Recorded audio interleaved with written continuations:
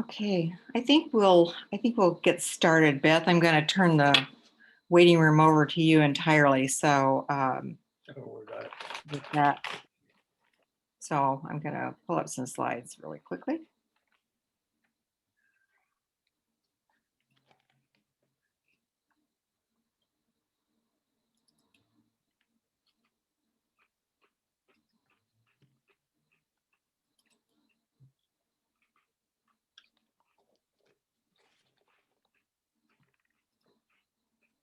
Can everyone see this?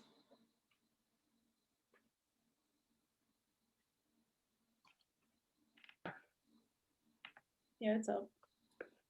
Thank you. Okay, I think we're ready to get started. I want to thank everyone for joining us this evening. We have a really large crowd, and for that reason, we have asked you to please mute your audio. I'm sorry, mute your audio, of course, but mute your video because it will make the system function more efficiently. Welcome to the Community on Engagement. We're thrilled to have Tim Burgess with us this evening for Let's Do a Seattle Vision Reset, a much needed concept these days.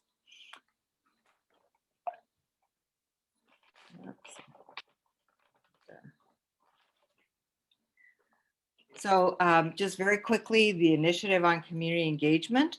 Our purpose is to encourage the dialogue within our community and to invite full engagement of community members. The goals of the program are to bring information to the Queen Anne community about topics that impact our neighborhood, facilitate presentations and conversations with individuals and organizations that are working to build thoughtful programs and solutions to our community issues, to serve as a forum for dialogue between our residents, thought leaders, officials, and other organizations, and most importantly, to promote the active participation of Queen Anne residents in helping build an even better neighborhood. I'm Paula Mueller. I co-chair the Initiative on Community Engagement with Beth Bunnell, and we represent the Queen Anne Block Captains Network and Queen Anne Community Council.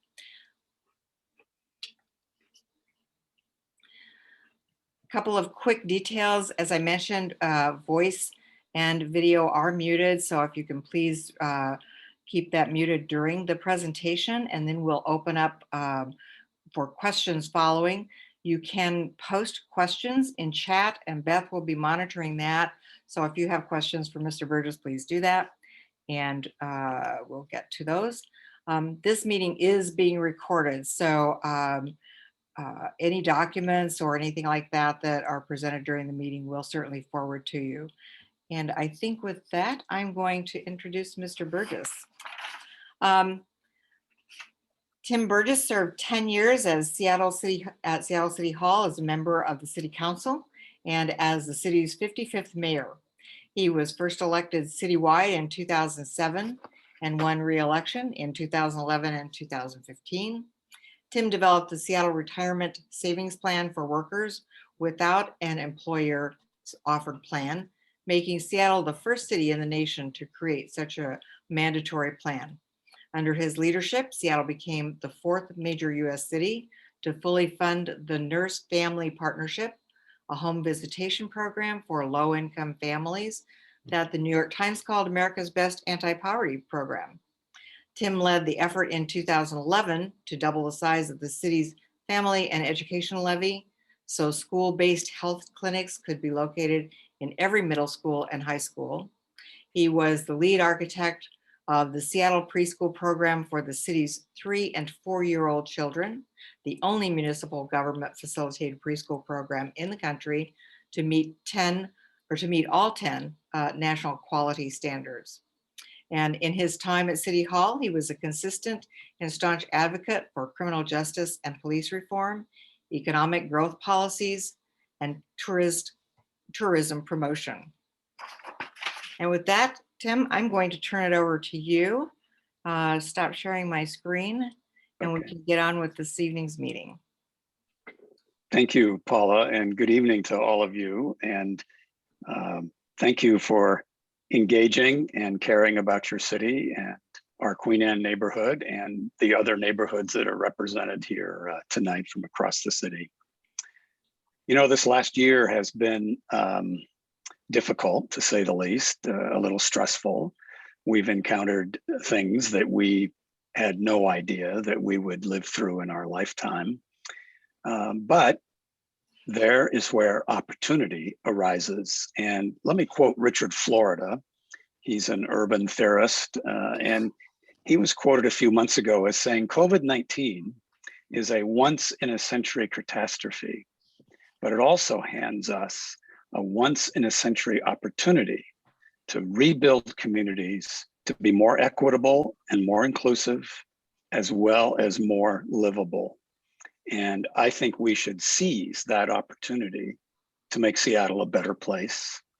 And about 6 weeks ago, I posted on my blog a piece that I wrote about setting a new vision for Seattle. I talked about a whole variety of issues, from transportation and economic development to infrastructure, to policing, to the homeless crisis.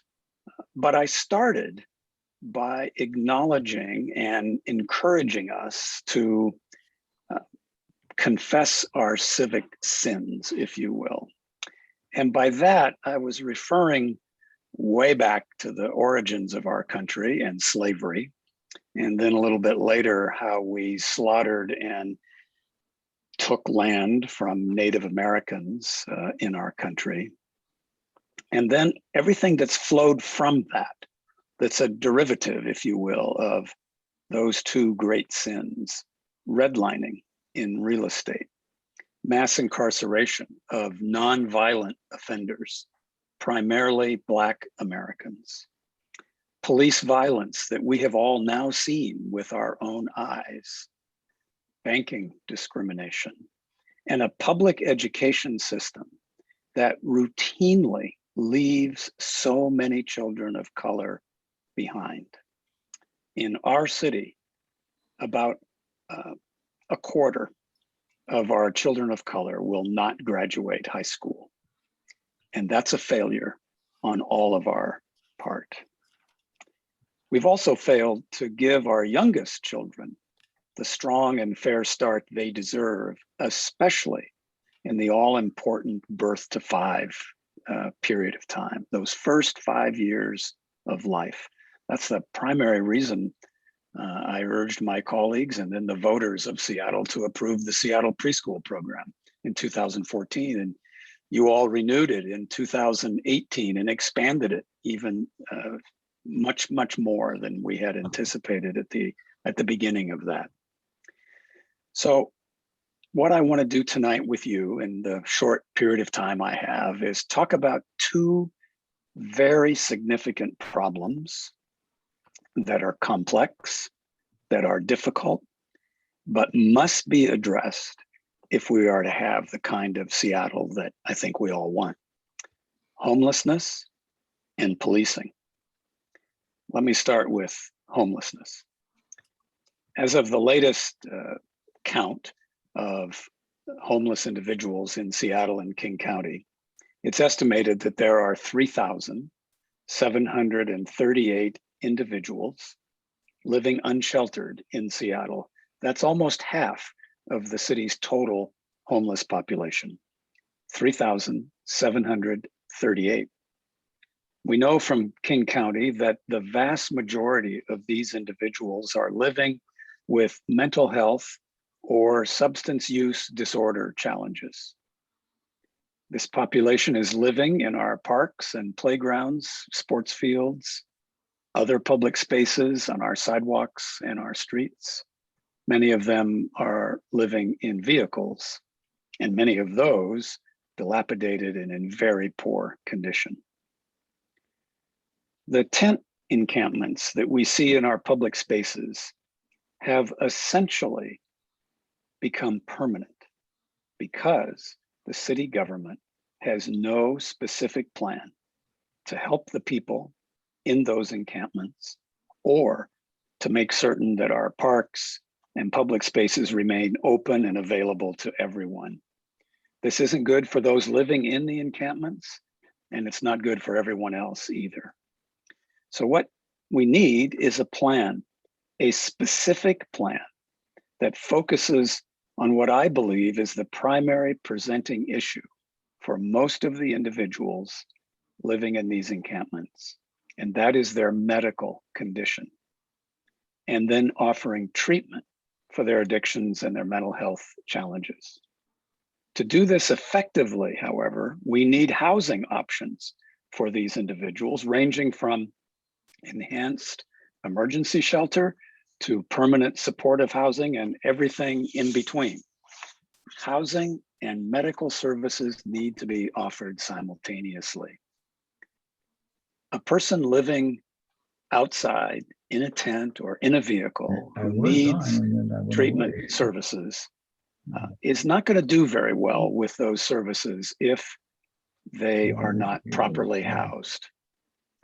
And we need a fully integrated and coordinated plan as well, so that every effort from outreach to placement in housing to the health and medical services we should be providing are all linked together, so no one falls through the cracks.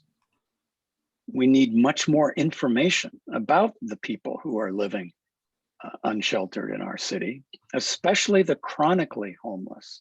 Those are individuals who have been homeless for more than a year or have 3 incidents of homelessness in the last 4 years and have a diagnosis of addiction or a mental health challenge.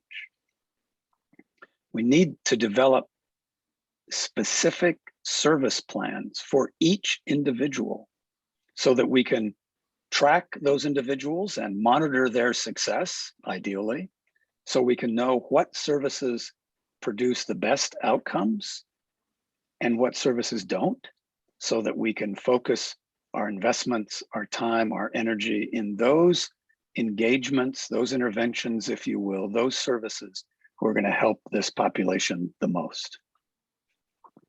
Once these services and housing are made available, we need to make sure that our parks and our public spaces are clean and open for everyone, and that encampments cannot return to these public spaces. Now, a word of caution here. There is no quick fix to the problem of chronic homelessness. These individuals have often been homeless for multiple years or multiple times throughout their life. They have significant trauma that they've experienced. It will take time, and it will take the type of individual care and treatment that they deserve to receive. There's often setbacks. Someone might enter treatment for substance use abuse, get off to a great start, and then have a setback, a relapse, start again, relapse, start again. That's the normal course of people struggling with addictions. And it's similar on the mental health side as well. It takes time to get medications, to get a counseling plan worked out for each individual. So there's no quick fix. Because other levels of government are not adequately funding these medical services and interventions, I believe the city should step up and fill the gap, because it's very expensive to continue on the course we're on now. We will never clear our parks and other public spaces of encampments until we have low barrier, rapid access, retention-focused treatment services that can be offered and utilized immediately.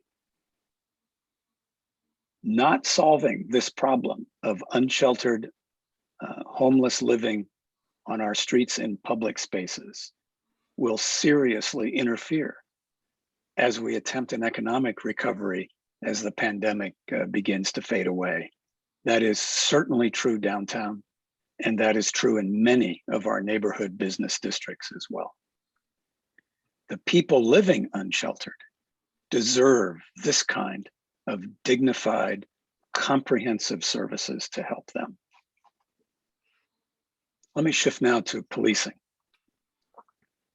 Any discussion of policing these days has to begin with an acknowledgement of the harms that the police and our criminal legal system have created down through the centuries. The history of American policing is full of examples of abuse of authority, corruption, racism. The original police, and way back at the beginning of our country, we had both private and public police. They were slave catchers. As slaves fled the South and went toward the North, they would catch these individuals and return them to their slave owners. Later, during the Jim Crow era, the police were the primary enforcers of Jim Crow laws and norms in the South. Mass incarceration of nonviolent offenders. The police were the first point of contact in that whole system as well. So we must recognize the history of American policing, parts of which are different here in Seattle and in Washington State, and parts are very similar to that history as well. But we need to take proactive steps to build the trust and confidence of the people of our city so that they view the police as their partners in preventing crime and making all of us safe where we live and work, play, or study. That's a common shared value that we all have. Everyone in our city, in every neighborhood, wants to be safe where they work, where they live, where they play, or where they study. So here's some proactive steps that the city could take to improve the quality of our police services, to make sure that our police officers are fair and respectful of every person they encounter, and that we are upholding the constitutional values that we all hold dear. And as Americans, we all deserve. We should raise the standards for hiring new police officers, those recruits who start into the police service. And we should especially raise those standards as it relates to age and education. The science of human brain development shows very clearly that the young adult brain is not capable of truly independent and objective decision-making until about age 25. And guys, I'm sorry, we're a little behind our female friends. We might even take until 26 or 27. So the age of entry of a police officer should be raised from 21, which it is today, to at least age 24 or 25. The second standard we should raise is the education requirement for police officers. Research shows that college-educated police officers use force less often than their non-college educated peers. And this same research shows that they are capable of interacting with a broad spectrum of the population and engaging in problem solving across cultural differences and divides much better than their peers that do not have that level of education.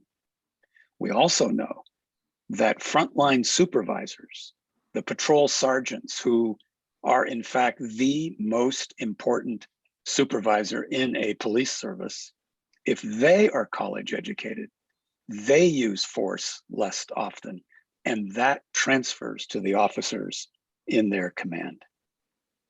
So raise the standards for the entry into the police service. We should also raise the standards for promotion within the police service.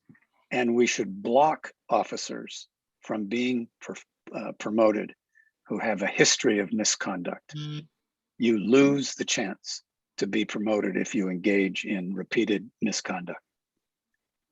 We should have better, more repetitive training of officers, especially in crisis intervention and de-escalation skills.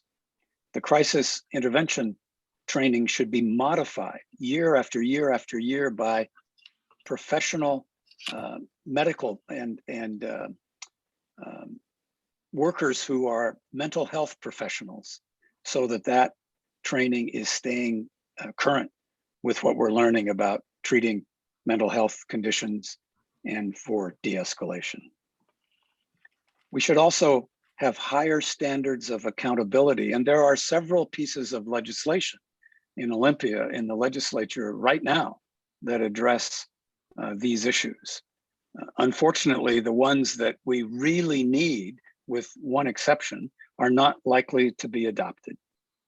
But we need more accountability, and that covers creation of a statewide use of force policy, as opposed to the hodgepodge we have today, city by city, town by town, county by county, and the same for discipline procedures and policies for police officers.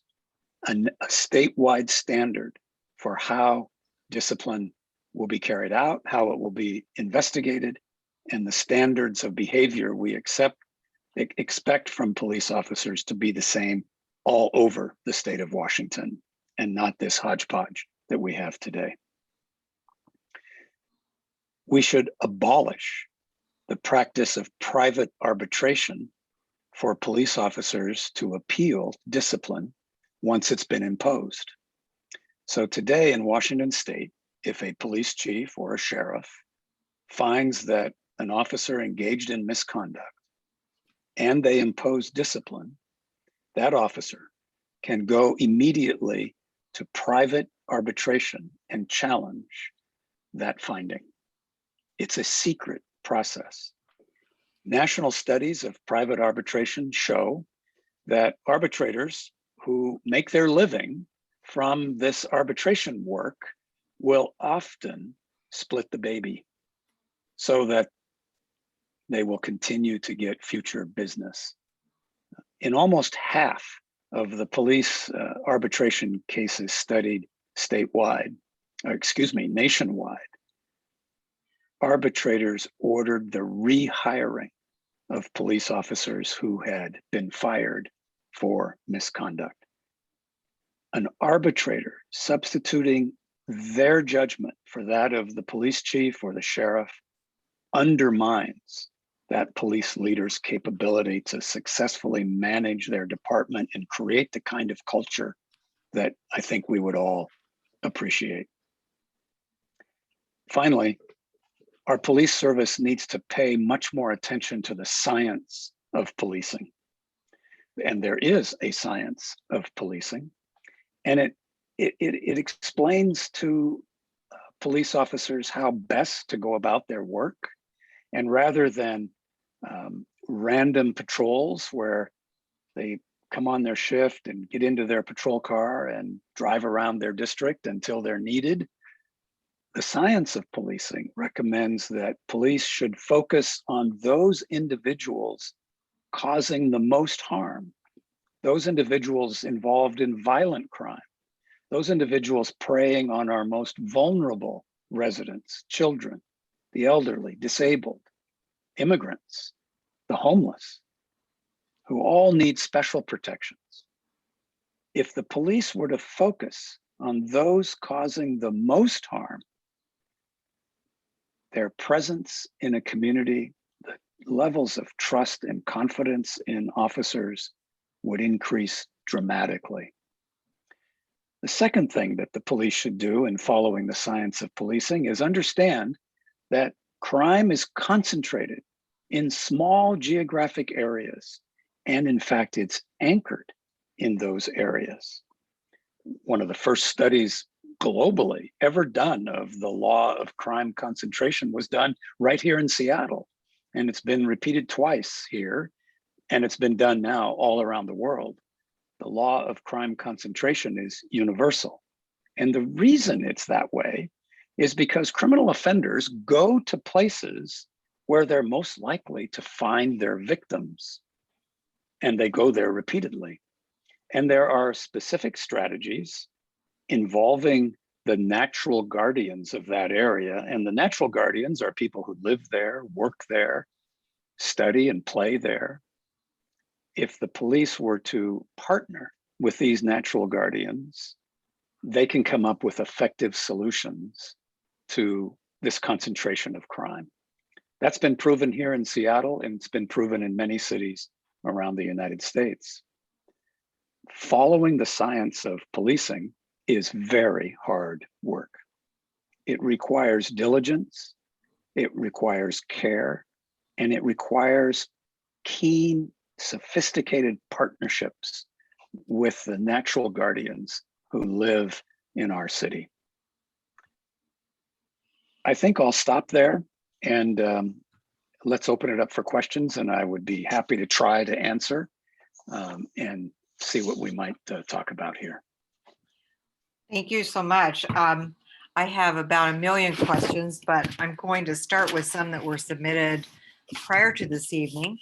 And then I know Beth is looking at chat, and we'll open it up for live questions. What, in your view, really is the City Council's plan to remake SPD? Do we have two elephants in the room on this subject, the Police Guild or its leadership, and the naivete of the council, or both? Complicated question. Yeah, let's start with an easy question. Huh? Okay. I was very discouraged this past summer when, through their actions, the City Council essentially drove away Chief Best, the first Black woman to lead the Seattle Police Department. I thought that they were disrespectful of her. They failed to consult with the federal court or even the federal monitor who works for the federal court and oversees the police department. They failed to consult with policing experts right here in our city at the University of Washington and up at Seattle University. I just don't think they did their homework, and they did not demonstrate the rigor of analysis that they should have done. And I think that has caused great harm. The police chief just reported yesterday that in the last 13 months, we've lost 200 police officers.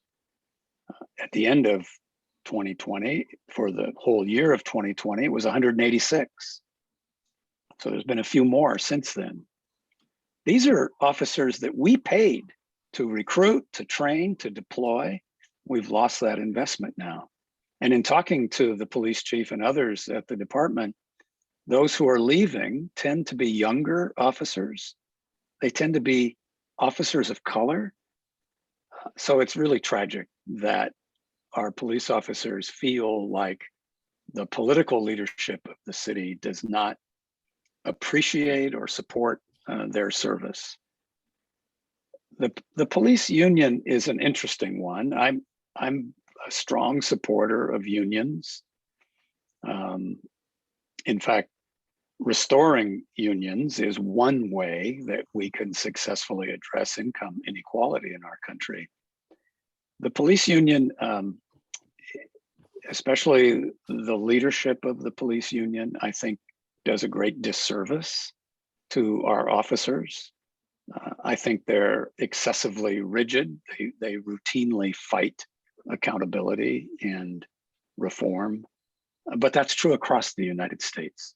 There have been several academic studies of the role of police unions, and the findings are always the same, that police unions will protect their members over the common good. And that's very unfortunate. Thank you. Can you elaborate just briefly on the legislation that is before the state legislature that you mentioned earlier, and what bill is likely to pass and what ones may not, Sure. and So why? there's No. Sure. So there's one bill that would in fact eliminate private arbitration for police. And let me be very clear, police officers, like all public employees, deserve appeal rights. I don't think anybody argues that they should not have those appeal rights, but those appeals should be public and accountable. Otherwise, the secrecy of private arbitration just totally destroys public trust and confidence. So the legislation to abolish private arbitration is not going to pass. The labor movement in Washington state, not just the police union, but most, if not all, other labor unions are adamantly opposed to that move. And it's the camel's nose under the tent argument. If you take away private arbitration for police officers, then next it'll be sanitation workers or library employees or who knows what. And police officers are very different. They're the only public employees we give the right to take your life or to arrest you and put you in jail. We give them state-sanctioned use of force authority. Police officers are different. And I think the separation from the rest of public employees is needed, and they should not have arbitration. Now, there is another bill that will pass that modifies somewhat the arbitration proceedings, but it does not require them to be public. It does not set a universal standard of review. It just makes the selection of the arbitrators better, but they don't really solve the core problems of arbitration. There is another bill that will pass. Senator Peterson from Seattle is the prime sponsor of that bill. And it overhauls and dramatically changes the authority of the state's Criminal Justice Training Commission. That's the state entity that runs the police academy. That is also the state entity that issues officer certifications, their license, if you will, to be a police officer, and can decertify police officers. And the role of that commission is going to be significantly increased in a very good way. I'm very supportive of this legislation. It has passed the Senate already, bipartisan vote there, and it's now in the House and is scheduled for a vote, I believe, sometime this week in the House. And Governor Inslee has indicated he will sign that legislation. There's another piece of legislation that deals with use of force, chokeholds, use of police dogs, canines, creation of a mandatory use of force reporting system in the state. We need one nationally as well. We don't have one, but at least we will start with one in the state of Washington. And so that's likely to pass. That is also likely to pass, Okay. yes. Okay, great. Beth? With bipartisan support. Okay, great. Thank you.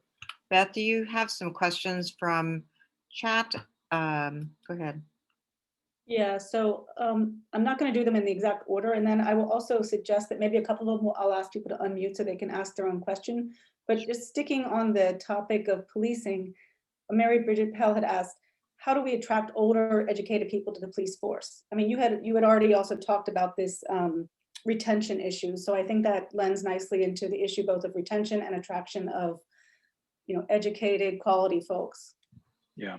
So I mentioned two ways. One is to raise the entry age minimum to 24 or 25. I'd actually go with 25, but a lot of my colleagues and friends say 24 is fine. So that's okay, but 25 would be better. And then the education requirement should be elevated. I will say that the research on education is slim. There hasn't been a lot of academic research on officer behavior in the field based on their education. I'm actually helping Seattle Police and Seattle University get funding to do a study here in Seattle on that issue. And hopefully someday we'll be successful and get that funding. So we need more research in that area, but the research that is there shows that college educated officers use force less often. Can I ask a follow-on question to that? So is it more costly to hire older, higher educated officers?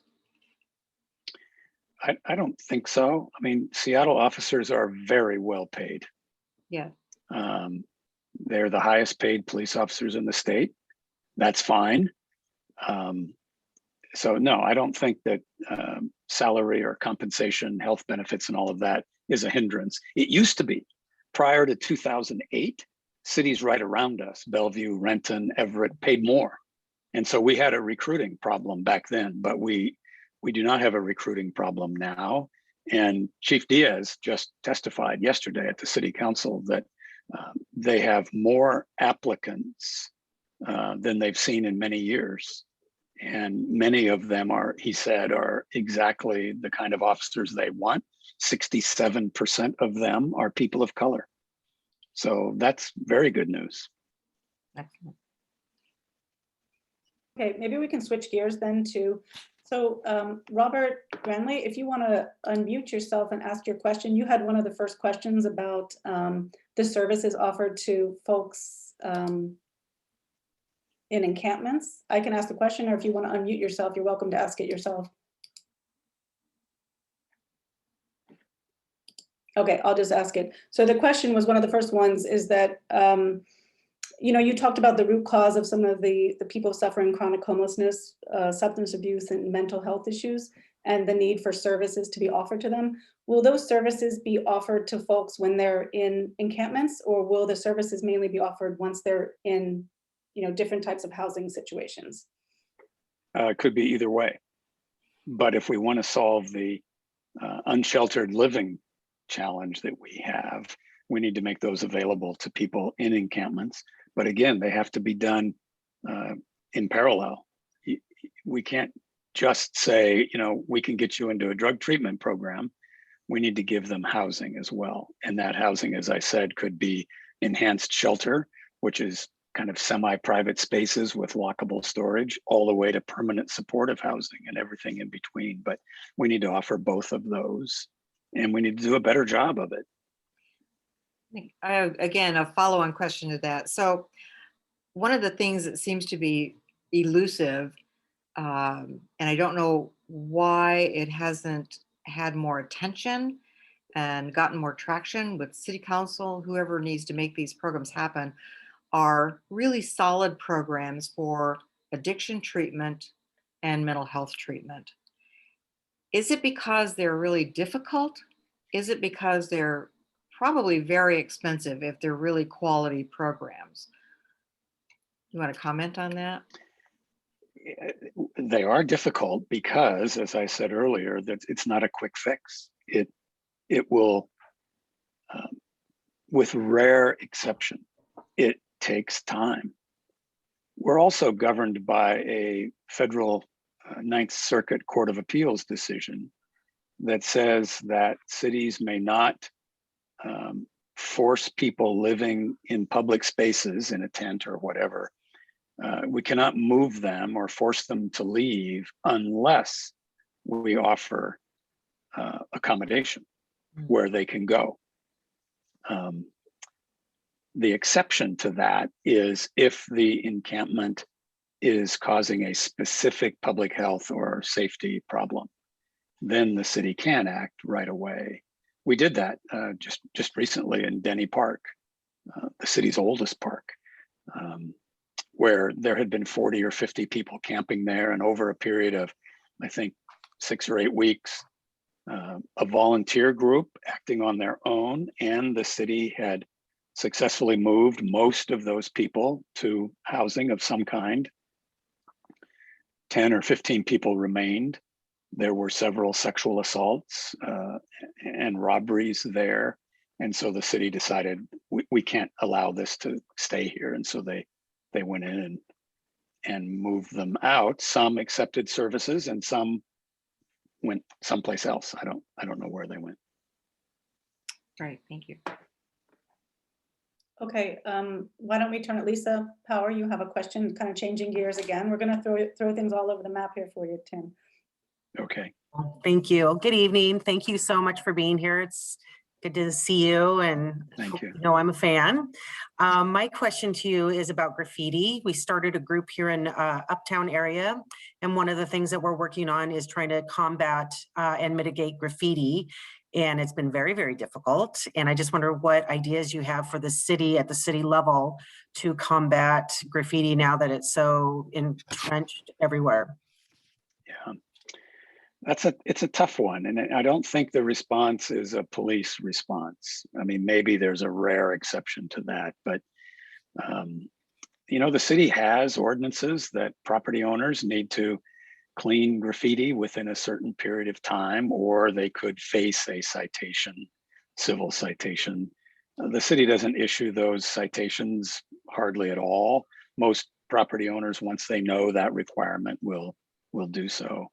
Will remove it. I drove through the tunnel going to West Seattle the other day, and for the first time, I saw that the tunnel has been tagged, and it just ruined this beautiful tunnel. I mean, it's really nice, but I don't have a solution to graffiti. It's complicated. It has, you know, you get into the graffiti for art, and I mean, it's really complicated. And sorry, Lisa, I don't have a good solution for that. I have good solutions for reforming policing and curing unsheltered living, but I don't for graffiti. We'll keep hounding everybody then. Okay, good. Okay, thank you. You bet. Okay, Robert, let's see, let me see here. I would like people, I'm trying to ask people to just unmute and let's see, Mary De Silva, do you want to ask your question? You can unmute yourself.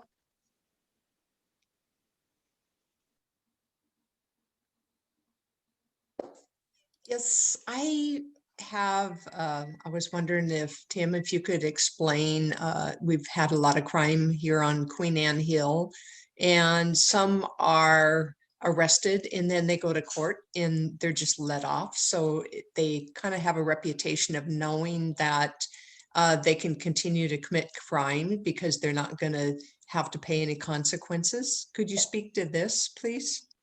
Sure. So I'm a Queen Anne resident and have been since the mid 1980s. You know, the crime problems that we have here are almost always property crimes. You know, people breaking into your car or committing a burglary or, you know, stealing a bicycle off your front porch or whatever. And those crimes are usually committed by juveniles or by individuals who are committing crimes to sustain a drug habit. And again, that's why we really need to make sure we have robust on-demand treatment services available. And when somebody is doing that on a repetitive basis, they're kind of a persistent offender. I think the police department needs to do a better job of making those cases and bundling them together. I know Pete Holmes, the city attorney, gets criticized a lot for his crime approach, but if the police would come to him with very well developed persistent offender cases, I know he would take those cases and prosecute them. So I think part of the burden is on the police to do a better job on focusing on those causing the most harm. And for all of us not to leave our personal property in our car or the bicycle on our front porch so that we reduce the opportunity for crime. Okay, I'll take one more from chat then, Paula, I'll turn it over to you to maybe take the raised hands. Absolutely. Kate Forrest Brown, you had a question? I do. Thank you very much for being here and addressing these issues. You've outlined beautifully what we need to do, what the city needs to do in order to deal with the crisis of homelessness that we've seen for the last 5 years or so. How do we get the city council to actually do this? So there's two answers to that question. And the first one is elections matter. Mhm. And we have elections this year. There's 4 city positions on the ballot: the mayor, the city attorney, and the 2 at-large city council seats. So pay attention to those campaigns and make sure your voice and your vote is heard. The second way that we can address that and compel action by the city it will be announced in a couple of weeks here. So I don't want to go into a lot of detail, but we as citizens have a lot of authority, and maybe the time has come that we exercise that authority. I'll be looking forward to that. Thank you. You bet. I think there are many people on this call who will. We So have- one, Oh, I'm sorry. No. sorry, Paula. One way for you to make sure you learn about that, maybe before even others, is to go to my website, timburgess.com, and sign up for my e-newsletter, which comes out about every 4 to 6 weeks. And I will certainly be writing about that and letting you know. Thank you. We'll put the link to that newsletter in the email that goes out to everybody after this meeting. We have some raised hands, so I'm going to ask Creighton Carroll. Creighton, you want to go ahead and ask your question? Sure. Thanks, Tim. And Tim, really appreciate your time and definitely have found your thoughts to be articulate, and we appreciate you giving your points of view on some very critical issues that we're facing as a city and as a community. One point you made around policing that I thought was important, I want to get some thoughts on that. Additional thoughts is you talked about education. I think that's really important that we, as we look at, I like to call police reform, is probably the best approach for the city, and making investment in our police and give them the tools they need to be better police officers and members of our community. With that, what would you think about the possibility of current police officers and potential candidates getting access to our community college system, perhaps the city paying for that for them to earn their AA as a potential program? So I was a Seattle police officer and detective back in the 1970s, and I went to college under a federal program called the Law Enforcement Assistance Administration, and it paid for college for police officers. Now, I left the police service before I had put in enough time to pay back that investment that the federal government made. And about 10 years later, I got a bill for $87 that I still owed. So I quickly wrote a check and sent it into the federal government. They probably never noticed that I mailed it back, but I strongly believe that we should do that, especially if we're going to have an entry requirement that they have a college education, whether it's an AA or a BA. We should offer that kind of assistance. And for current officers who have not done that yet, we should offer assistance there as well. Great idea. Great. Thank you, Tim. Appreciate it. How would we encourage the department, or is that who we would encourage to offer that kind of benefit to officers or candidates? So the standard for entry is a city policy that can be set by the city council and the mayor. So if we want to raise the age or require an education, that's a policy choice that the city can make. To pay for education, that would be a decision that the city council would make, and they would have to appropriate funds for that purpose. We do it now for the Seattle Promise program. Any student who graduates from a Seattle high school, public or private, can get 2 years of paid community college tuition. We do it in the Seattle preschool program. We require a BA in early learning of the lead teacher in the preschool classroom. But if they don't have that BA yet, we give them a period of time, I think it's 5 years, and we pay for their tuition, we pay for their books, and we pay for transportation for them to get to campus. So investing in people in this way is a really wise investment. Great. Thank you. Susie Ward, you've been waiting. Thank you.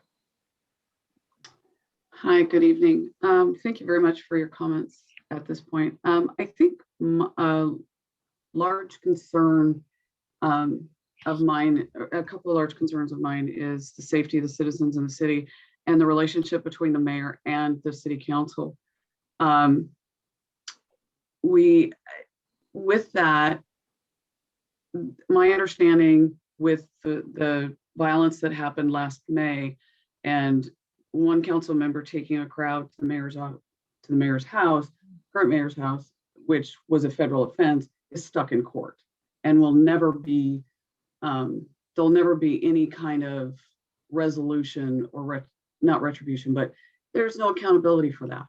So you've talked about some good things, but there is a strong, it's almost from the seats from the perspective I'm from, it's almost tearing the city apart. Small businesses leaving downtown. Our city's not in a really good shape, and the mayor's office and the city council are not getting along terribly well, right? And then you have a city council member who felt that they could take all these crowds violently to people's homes. How is that all going to get resolved? And what is your plan if you're elected to resolve that? And how do you hold people accountable? You're talking about holding the police accountable. How are you going to hold the city council accountable? I mean, So sorry, go ahead. Just to clarify, Susie, I'm not running for anything. My elected years are past, and I'm not going to enter into that again. Okay. Yeah, but thank you. Yes, there is a problem with governance at City Hall, and I attribute that problem to the fact that, and by the way, when I say these things, I'm not popular with some of my former colleagues at the council. We have allowed the ideological extremes to drive the agenda. And when the ideological extremes drive the agenda, and where compromise is viewed as evil, and where name calling and belittling and bullying is the method of governance, it makes it tough to govern, and it makes it tough to form solutions that make sense for the common good. And that's why elections matter. I don't agree with you that taking Councilmember Sawant leading people to Mayor Durkin's house was a federal crime. So I don't, at least I know of no evidence that suggests that was a crime. Because she was a prosecutor, it actually did break federal, because they're not allowed to give out her address, and it is a federal offense. So that was a federal crime, according to the newspaper, and according to what I know. That's and it is stuck in court right now, and they're pushing the dates. And again, it's not only the violation of, and again, I don't want to get too far down the road, but it's tearing it. I see it tearing the fabric of our city apart.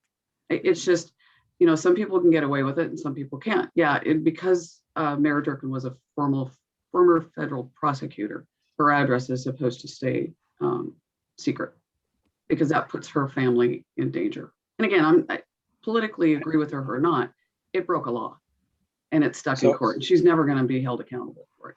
Yeah, I don't support at all political protests at people's homes.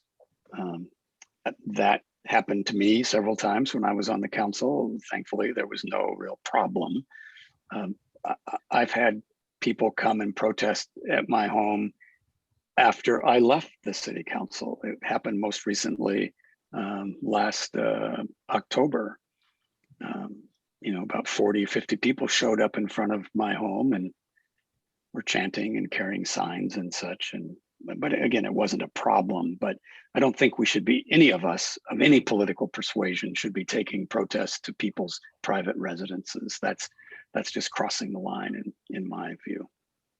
So how would you recommend the mending of the fences between the mayor's office and the city council then? I guess would be my question. Let me rephrase my question. Elections matter. And that's the way it's ultimately resolved, is we elect people that know how to cooperate, know how to compromise for the common good, know how to get along, how to work together, how to form coalitions. And there are people like that at City Hall. I think Mayor Durkin actually can do that quite effectively, and she has. She's also had some setbacks in that regard, as have some of the city council members as well. Thank you. Thank you, Susie. David Mooring, you've been waiting patiently, and then Mary Fielder. Thank you. Yes, my name is David Mooring, and I'm a recent appointee to the Seattle Urban Forestry Commission.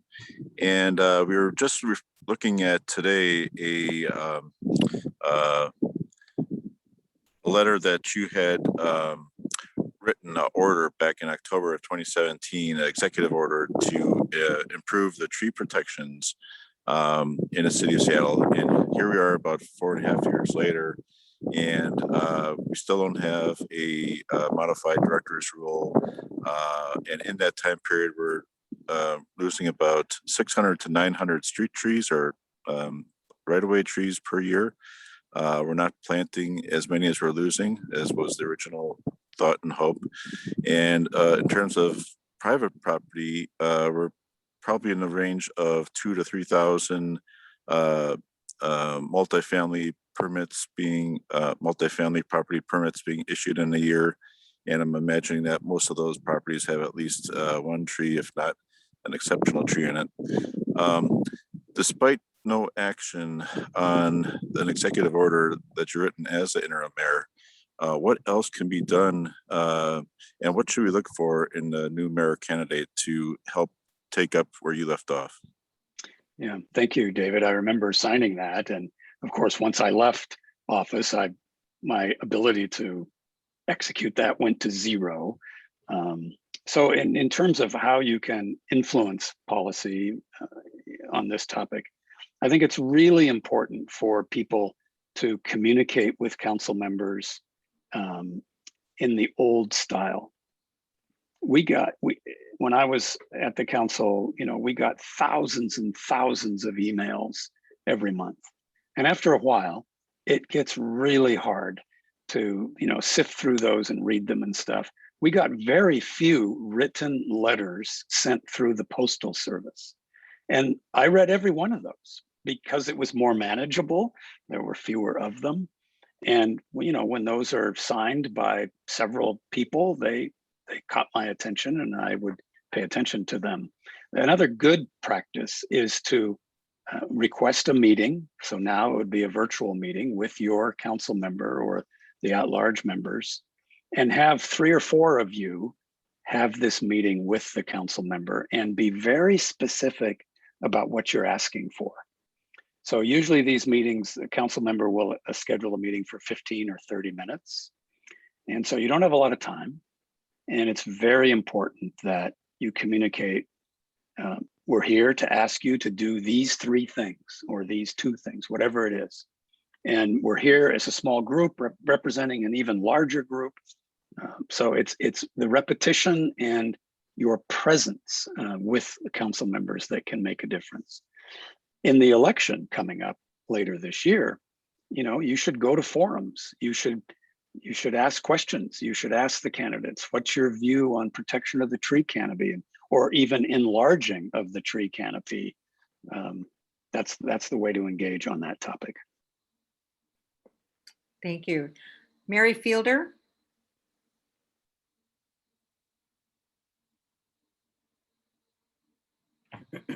Mary, would you like to ask your question? Yes, am I there? Yes. Okay, great. Well, I'm sorry to hear that you're not running. I was just about ready to reach for my checkbook and send you some money. But well, you can send me money anyway. Okay. Well, I'm kidding. I will continue to support your former aide, Alex Peterson, because he's doing a great job on the council. Yes, and he's doing really well. All the District 4 people are very supportive of him.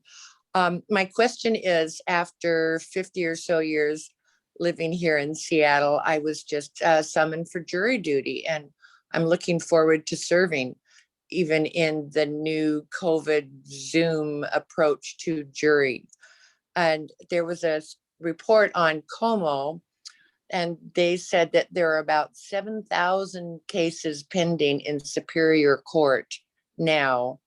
and that they think that that number is going to grow before we start with this Zoom jurying.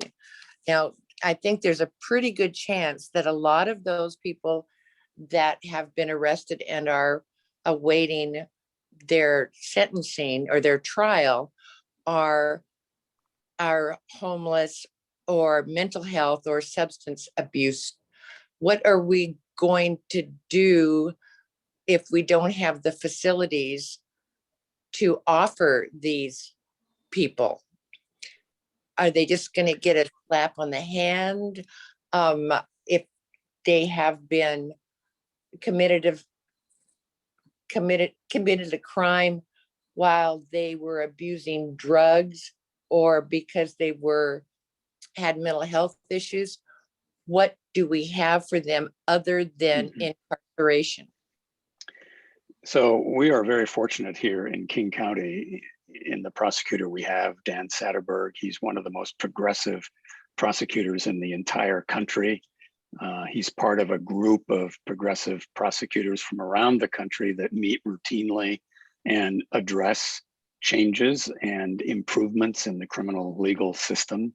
So I'm very grateful for his work. In the Superior Court, you're going to be hearing felony cases. I mean, it's extremely rare to hear a misdemeanor in the Superior Court. It's possible, but it's very, very rare.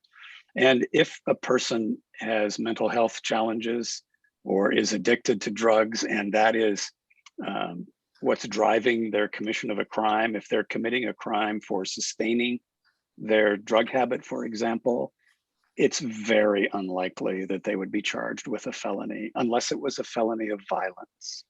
So I don't think you're going to see that kind of person in the trials that you will be involved in. Now, if it was municipal court, where that's the city court, they only deal with misdemeanors, the presence of those types of offenders is more frequent. In fact, it's very frequent in the municipal court. And the city prosecutor, Pete Holmes, has modified his charging standards so that, they've greatly reduced the number of cases they actually take to trial.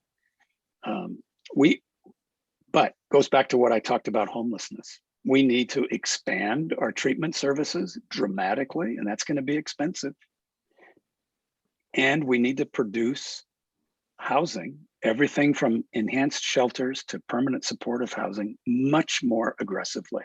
I went today to Soto, south of downtown, and I visited a warehouse that had been given to this nonprofit organization that's building tiny homes. And I went in there, and it is amazing, the assembly line that they have set up. In fact, I joked about Henry Ford figuring out that we should produce cars on an assembly line, and that worked out pretty well for him. And this group is doing the same thing with producing these tiny homes, which are about 100 square feet. And I was a skeptic years ago on tiny homes. I did not think it was a good solution, but the folks in tiny homes are transferring out to permanent housing at a higher rate than people in the enhanced shelters or other forms of housing. So we need to beef that up and do more, actually. Well, where are they housing these 7,000 felons Still going. pending trial now? Well, very few of them would be in custody. So they're wherever they live now. I mean, we don't hold people in custody awaiting trial except in rare cases. And we could have a long conversation about bail. And I mean, I personally feel we should not use cash bail. It should be eliminated, like the District of Columbia has done, and now the state of Illinois has done. Washington should do it. It is a extremely harmful system that in fact imposes more economic burden on people charged with misdemeanors and felonies. The judgment that a judge makes on release should be based solely on, are they going to flee or are they going to pose a risk to public safety if they're released? The District of Columbia has done this now for a couple of years, and there's no increase in crime. There's no increase in people failing to respond. But you know what it does do? It makes bail bondsmen wealthy, because even though the courts in Washington, if they're going to do cash bail, usually 10% of the total amount owed, they could take that themselves and accept that deposit, if you will, on bond. But they don't do it, even though they legally could do it, and bail bondsmen do it. And you know what bail bondsmen do after the bail is posted? They go back to the court and they petition to get it returned to them, even when their client doesn't show up for trial.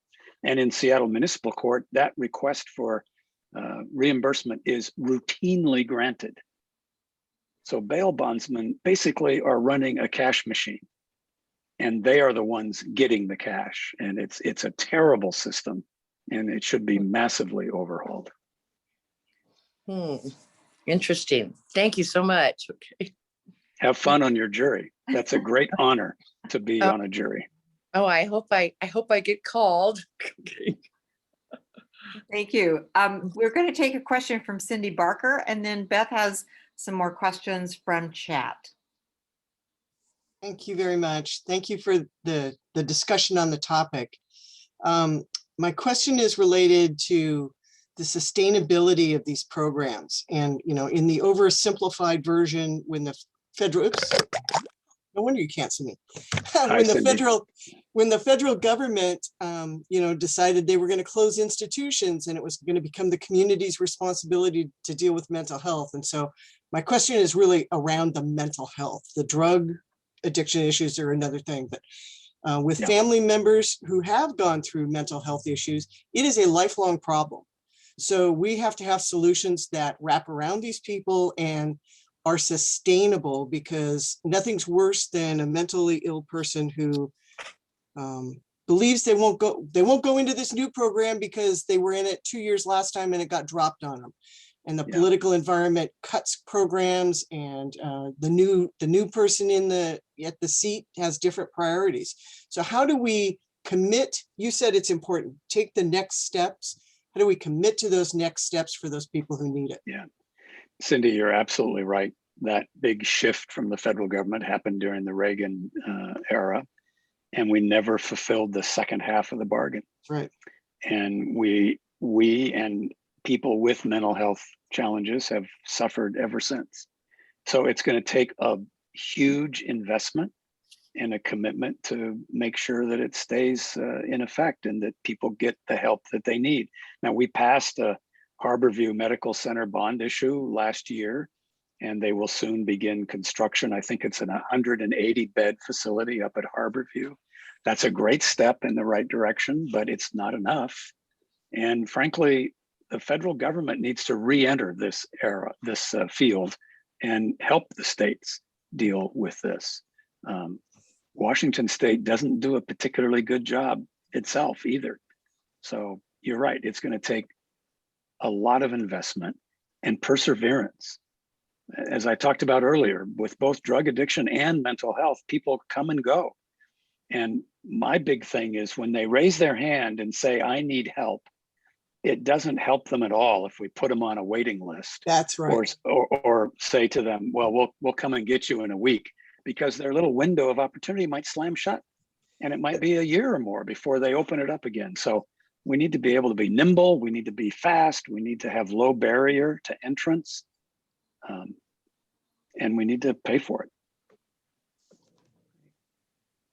Thank you. I was hoping you had the funding side of it worked out, since you're talking about it. I mean, it's one thing to throw out solutions, but we need the whole solution. Yeah, well, I'll tell you, the Congress passed the American Recovery Act today out of the House. It passed the Senate earlier. I think the president may have signed it, or tomorrow morning he's going to sign it. Yeah. He already did sign it? I think he. Okay, well, he will if he hasn't. Believe me, he will fast. You know, it's estimated that Seattle, not the state of Washington, Seattle is going to get upwards of $200 million from that. And I would argue that some of those funds should in fact be used for the mental health and treatment services that I'm talking about, at least to get them started, because that's part of our recovery. If we don't address the unsheltered living, it's going to be tough especially for downtown. And there's no city in the world that is successful if they do not have a successful central business district. And it's in all of our best interest to make sure that downtown and our neighborhood business districts recover well and become the strong places they were before all this happened. Thank you. Thanks. Good to see you, Cindy. So Beth has, I think, one more question from chat, and then we'll wrap it up for the evening, I believe. Yeah, so what we'll do is we'll also capture the questions from chat, and we'll, see if we can provide any supplemental information, because there were a lot of ones that were kind of complementary and interrelated. But I think that Kathy has really posed the kind of great final question, because Tim, you've said repeatedly tonight, the election matters. So Kathy, why don't you ask your question? Hi, Tim. My question is, if you were to pick candidates for city council, what would you be looking for in a candidate? That's a great question, Kathy. I would be looking for people who have a demonstrated history of pragmatism, a strong desire to research and learn about a topic, to look at the evidence, look at the facts, follow the science if it involves a science component. People who are able to collaborate with others and aren't afraid of compromise. People who know how to say no sometimes. That's really hard for politicians because they want to spread the peanut butter and everybody to be happy and spread it all over. And then we wonder, why don't we move the needle? Why aren't we solving these problems? Because we're not investing deep enough to actually make a difference. So people that understand that, people that are just reasonable in their approach. I personally would be looking for a center-left person as opposed to a center-right person. So that's my list, and hopefully they're out there. I don't know. I think they are, but I don't know who they are. Well, what's really sad, Kathy, is when I talk to people and say to them, hey, you ought to run for city council. They look at me like I'm crazy. Are you kidding? Why would I ever do that?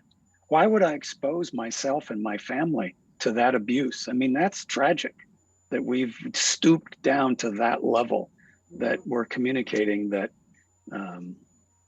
only the ideologically extreme are acceptable. That is really bad for the long-term future of our city. Right, I agree. With that, I think we will wrap up what has been a really very intellectually stimulating and interesting evening. And we can't thank you enough. Thank you. We need more thought leaders like you in our community and helping lead those of us who want to do something to make a difference, know how to do that, where to turn. And so I'm sure we'll have opportunities to speak with you again in the future. We'll be sending some information out to everybody by email, so please watch your mailbox for that. The meeting was recorded, so I will also give you the location. The recording will be on YouTube, and you'll be able to view it. So with that. Thank you, Paula, very much. And to my Queen Anne neighbors, if you see me out in the neighborhood, stop me, say hi, introduce yourself. I'd love to chat with you. Absolutely. And thank you again. And thanks everyone. So with that, we'll say good night. Thank you. Appreciate it. Thank you. Absolutely.